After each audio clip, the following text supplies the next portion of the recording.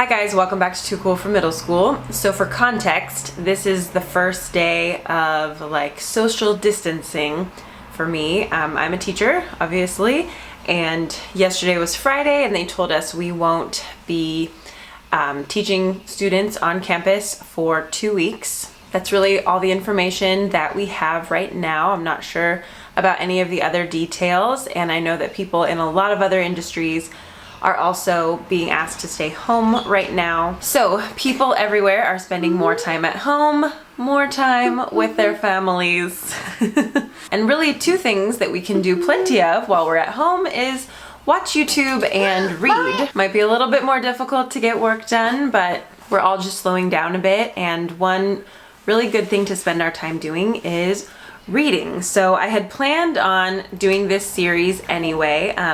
Usually at the end of a year, I will do a really long video on all of the books that I read in that year. And it's usually like between 40 and 50, so it turns into a really long video, and it's kind of hard to even talk about each book individually. So I thought I would just do it in groups of 10 throughout the year for 2020. So for today, I'm just gonna review the first 10 books that I read this year. Do not put that in your nose. And then in a couple months or whatever, I'll do books like 11 through 20 and just keep continuing throughout the year. So as you can see, it's a little bit harder to get things done today, but let's get started with book 1. So I just write down the books that I read in a little bullet journal. I know that I could keep them on Goodreads, but there's just something separate about reading for me where I read physical books usually. I don't really use like my Kindle or anything that often, and I also just like to physically write them down. So it's just like one area of my life where I like to do things the old school way. Most things in my life are very digitized. I do a lot of work from my phone, videos obviously, but I like to keep this like pen and paper. So I kicked off the year with this book. This is A Year of Biblical Womanhood by Rachel Held Evans. At the end of last year, I read Inspired by Rachel Held Evans. I really love that book.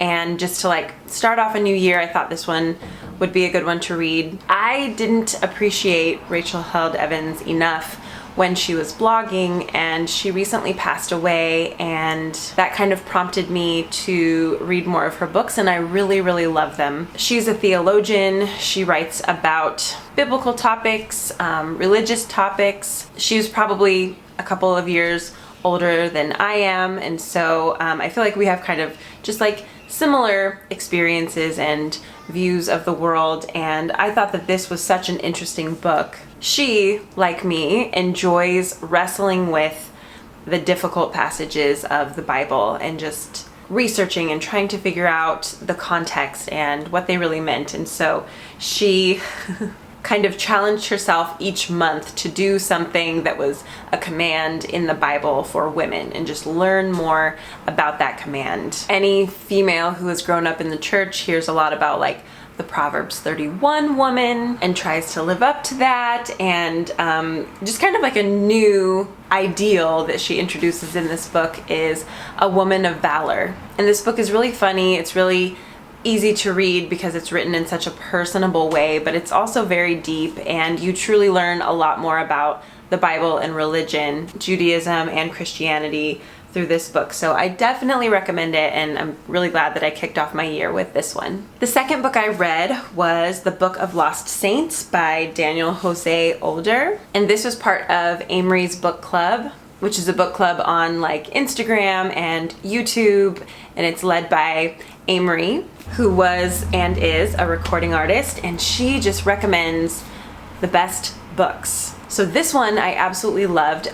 The genre is, I guess, best described as like magical realism. So through this book you learn a lot about Cuba and the Cuban Revolution. So there's a bit of a historical fiction side to it.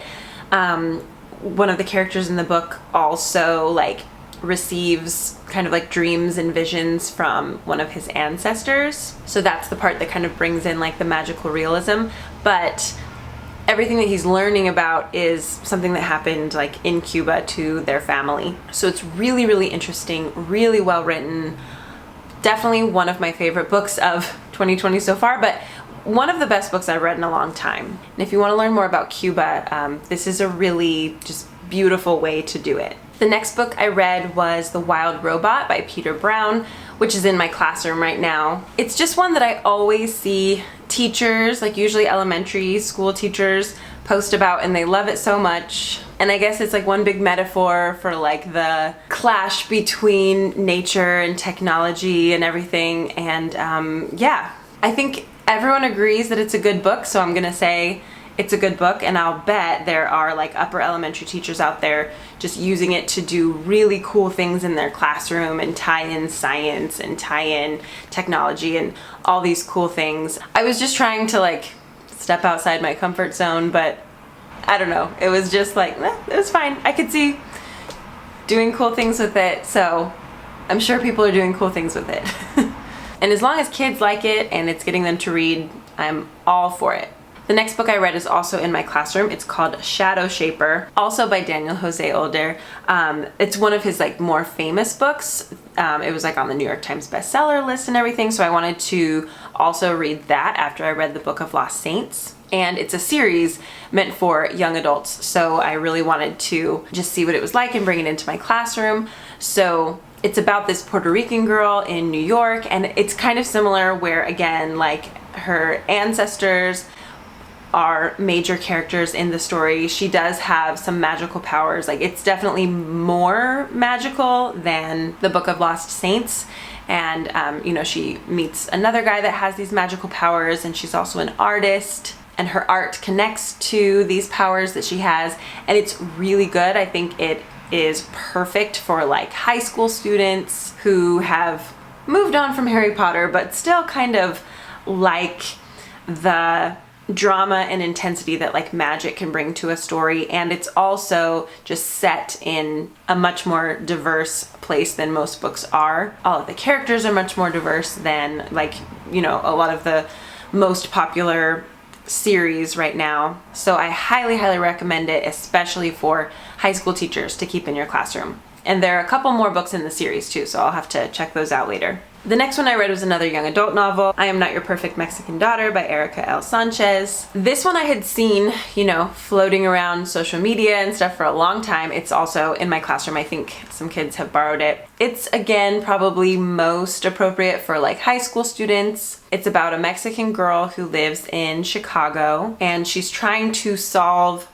a mystery about something that happened to her sister, and she's also just like not happy and trying to figure out how to get through the sadness in her life. And she's a senior, I believe, so she's trying to figure out what to do next and what choices would make her happier. One thing that just like personally I don't love in a book is just like when there's an unknown and a character is just trying to find that out, and like all of the plot is just them like asking people what happened and the people won't tell them. Sometimes in young adult novels that's like a huge chunk of the plot, and it just doesn't like keep me engaged. But there's one section of the book where she goes to Mexico and hangs out with her mother's family, and I thought that part was actually really interesting. And I just think it's really cool to represent like a first generation Mexican girl in Chicago, because I haven't seen that in a book before, and this is going to get a lot more kids to read. So I definitely recommend it, and for students I think you'll have a lot of success with that. Then I read another young adult novel. This one's called Hurricane Child by Kaysen Callender. The cool thing about this book is that it's set in the Virgin Islands. I've never read a book besides like all my history books that are set in the Virgin Islands. It's written by somebody from the Virgin Islands, and I study a Virgin Islander named Rothschild Francis, and one of the characters in this book, her last name is Francis. It was just really cool to me to read something in that world. And this is another book kind of in that Daniel Jose Older vein, where it well, it's set in the Caribbean, it's set on an island, there's an element of like historical fiction to it, and some magical realism. So the girl in this story is younger, 10 or 11 or something. She's definitely younger, But she also like sees visions and knows things that other people don't necessarily know. Again, in this book, there were like things she didn't know and she just keeps asking people and they won't tell her, and that's a huge part of the plot. And I mean, I can see why that is like a device used in young adult novels, because that's what young people's lives feel like a lot of the times. Like they want to know something and they keep asking and people won't tell them. So I get why that's there. It's just like, personally for me, I'm always like, ugh, can we like do something else with this plot here? But the plot is very unique. The characters are very unique. We have very honest and authentic and just very like innocent LGBTQ representation. So this one definitely packs a punch. There's a lot in there and it's really interesting. The 7th book that I read was The Seven Husbands of Evelyn Hugo by Taylor Jenkins Reid. It's another novel. I'm reading so much fiction this year. I can't even believe it. I heard about this from another YouTuber's channel, and it's probably not one that I would have typically reached for. I think it was on Jen Im's channel, but the way that she described it was just so interesting. So I ordered it on Amazon, and then I ended up passing it on to a coworker. So she has it right now, actually, because I knew that other people were really gonna love this book. So it's about kind of like old Hollywood. There's a journalist who is interviewing this older actress about what her life was like as a very famous actress in Hollywood, and it is very, very different from probably like what you assume that it's going to be about. It was very different from how I assumed it was going to be. There's a lot of representation within this book. There's a lot of discussion about identity and race and sexuality and what that all means, especially when you are famous and when people have really, really high expectations of you. So it's pretty fast-paced. I enjoyed the writing style.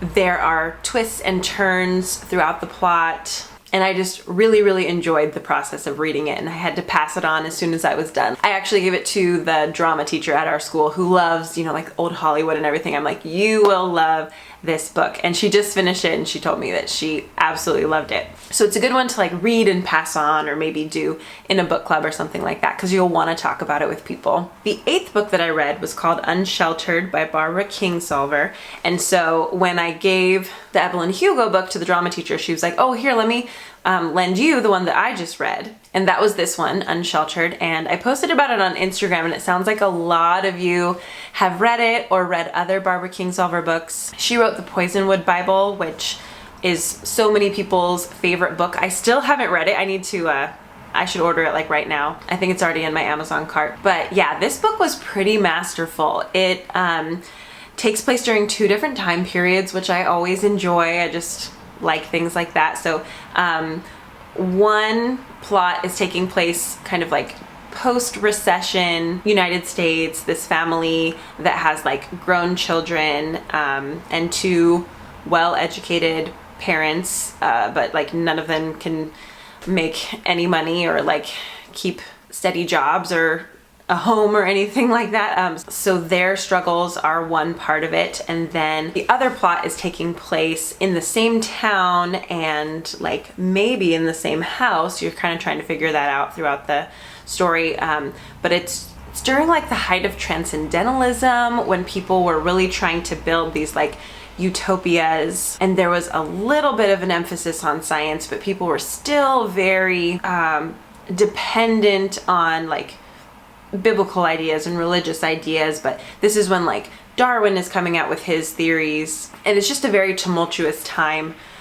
in our culture as we try to figure out like what to do with these seemingly competing ideas. And then during the modern day version of this, like there's a lot of discussion about like climate change and wealth inequality and things like that. So you just see the parallels between the 2 periods where we're trying to like reconcile kind of newer ideas or new information with what we've always done. And there's so much metaphor in this book. The house that they live in has issues with the foundation, and so it's going to fall down. Like there's nothing that you can do to the rest of the structure when the foundation is flawed. So obviously that's a metaphor for like everything else in the book, but it's just really interesting. I read through it so quickly. I basically like didn't accomplish anything else during the week while I was reading that book because I just wanted to know what happened. Highly, highly recommend. I've read so much great fiction this year. Have I read any nonfiction?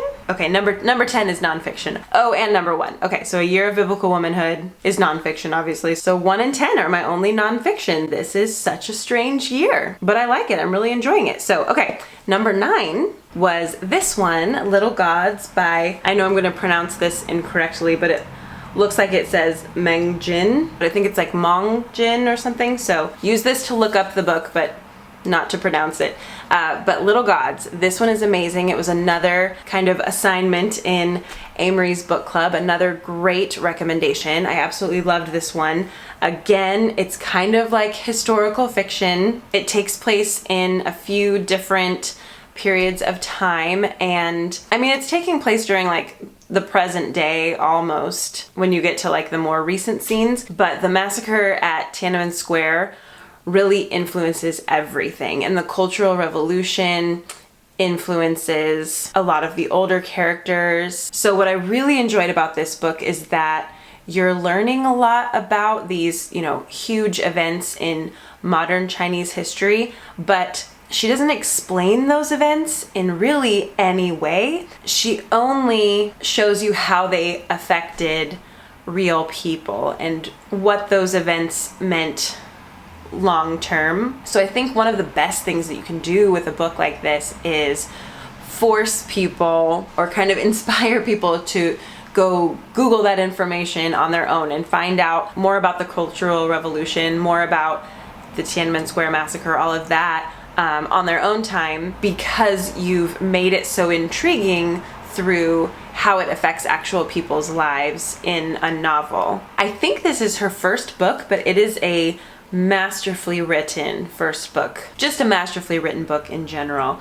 The characters are all flawed and unlikable, but they're still just absolutely fascinating, and you're trying to figure out how these threads are going to come together in the end. There's a lot of Chinese language in this book. I just really enjoyed the Chinese perspective, but reading about it mostly in English. So yeah, definitely one of my favorite books recently. Book number 10 of 2020 is this little one that I have had sitting on my desk for quite a long time. This is called On Tyranny by Timothy Snyder, and I think I read this as a Facebook post at one point, maybe in like 2017, or at least like pieces of it, and then he made it available in this little tiny kind of like pamphlet format, and it is excellent. I would suggest this book to anyone and everyone. It's very short, it's very cheap, it's like $5 on Amazon. You can read it in a sitting or two. It's 20 little mini lessons on tyranny and what we can learn from the 20th century and the dictators and authoritarian regimes that came to power at that time, and learn from what happened there, particularly in this time that we're in right now. So I was also teaching like Anne Frank as I was reading it, and this was very helpful. So it gives you a lot of history, it gives you a lot of context, but it's also just so short and concise. So it's accessible to teachers, it's fascinating for people who are historians. I think that high school students could use this book in class and study like each lesson, I don't know, throughout a period of time. I think it would just be amazing. My battery is about to die, so I'm gonna go, but I give this like a bajillion stars. I loved it. I loved all of these books. I will link them all down below. Thank you so much for watching, and I'll see you the next time I have read 10 books. I'm on book number 13 right now, so hopefully soon. So anyway, I love you all. Bye.